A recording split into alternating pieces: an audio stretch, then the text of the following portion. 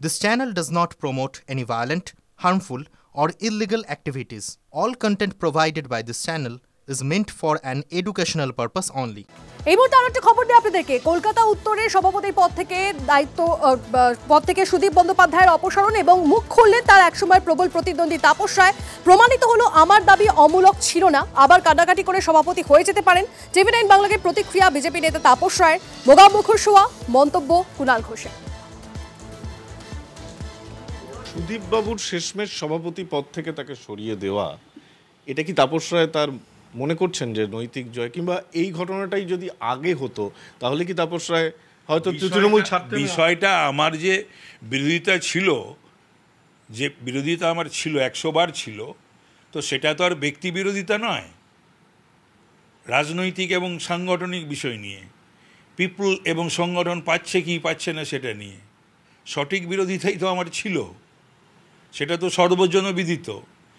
আজও সেটা নিশ্চয়ই এই কালকের ঘটনার প্রেক্ষিতে সেটাই হয়তো আলোচিত হচ্ছে বা বলছে যে আমার যে বিরোধিতাটা ছিল বা আমি যা বলতাম সেটা একেবারেই যথাযথ সঠিক।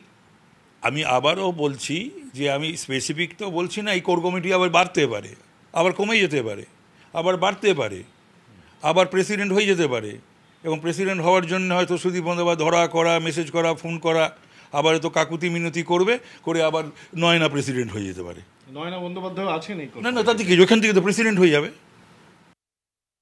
এটা সম্পূর্ণ দলের নেত্রীর সিদ্ধান্ত, দলের অভ্যন্তরীণ বিষয়, ফলে নিয়ে কোনো মন্তব্য নেই। এবং দেখা যাচ্ছে অতীতে যাদের নাম জড়িয়েছে বিভিন্ন কেলেঙ্কারিতে অথবা বিতর্কে তাদেরই বাদ দেওয়া হয়েছে। এটা একটা সিগনিফিকেন্ট, মানে সুদীপ বন্দ্যোপাধ্যায় যদি ধরেন বা অনুব্রত মণ্ডল সম্প্রতি, আমার মনে হয় এ নিয়ে কোনো মন্তব্য করার কোনো অবকাশই নেই, কারণ এটা একটা সার্বিক দলে আরও গতি আনা, যেখানে যেখানে যা যা পদক্ষেপ নিলে আরও ভালোভাবে দল এগোতে পারবে সেই সমস্ত করা, সেইরকমভাবেই একটা সার্বিক একটা প্রক্রিয়া চলছে। ফলে এ নিয়ে কোনো মন্তব্যের আলাদা করে কোনো বা ব্যক্তিকেন্দ্রিক মন্তব্যের কোনো অবকাশ নেই।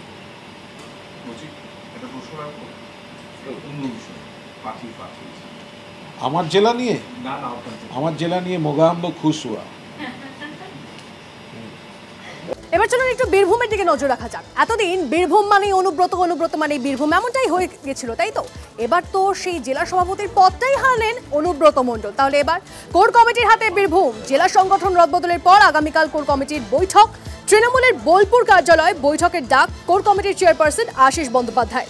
অনুব্রত মণ্ডল দুদিন আগে সিউড়িতে ঘোষণা করেছিলেন আগামী 25, 26 এবং 27 তারিখে 1.5 লক্ষের জমায়েত নিয়ে মিছিল হবে জেলার 3 জায়গায়। সেই নির্দেশ কার্যকর হবে নাকি অন্য কোনো সিদ্ধান্ত নেওয়া হবে, সেদিকে নজর কোর কমিটির বৈঠকে। এদিকে রদবদল নিয়ে দলের সিদ্ধান্তকেই মান্যতা দেওয়ার কথা বিকাশ রায়চৌধুরীর মুখে।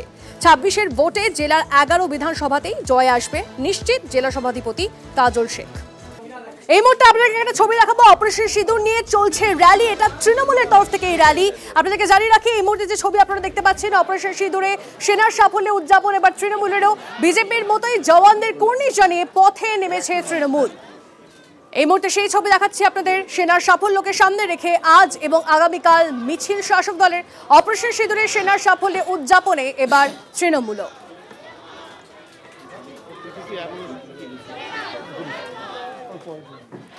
এই মুহূর্তে যে ছবি আপনারা দেখতে পাচ্ছেন, শশী পাজা তিনি একেবারে রয়েছেন, যে মিছিলের ছবি এই মুহূর্তে আপনারা দেখছেন সেই মিছিলে একেবারে সামনের সারিতে রয়েছেন শশী পাজা। জাতীয়তাবাদ নিয়ে রাজনীতির টক্কর, এবং দেখুন আপনারা যে ছবি এই মুহূর্তে দেখছেন, অপারেশন সিঁদুরের সাফল্যে উদযাপনে তৃণমূল। এবার এই মুহূর্তে আরও একটা ছবি আমাদের কাছে আসছে, সেখানে ফিরহাদ হাকিম তিনিও পথে নেমেছেন, সেই ছবি দেখাচ্ছি আপনাদেরকে। আরও একটা ছবি আমাদের কাছে আসছে, একাধিক ছবি আপনাদেরকে দেখাচ্ছি। অপারেশন সিঁদুরের সাফল্য উদযাপনে তৃণমূল। একদিকে শশী পাজা যেমন হাঁটছেন আপনাদেরকে দেখালাম, একদিকে দেবাশিস কুমার তিনি পথে নেমেছেন একটি মিছিল নিয়ে এবং সেই মিছিলে তারা হাঁটছেন, এবং অন্যদিকে ফিরহাদ হাকিম তিনিও পথে নেমেছেন। পথে নেমে প্রণাম এবং কৃতজ্ঞতা জানাচ্ছেন তারা।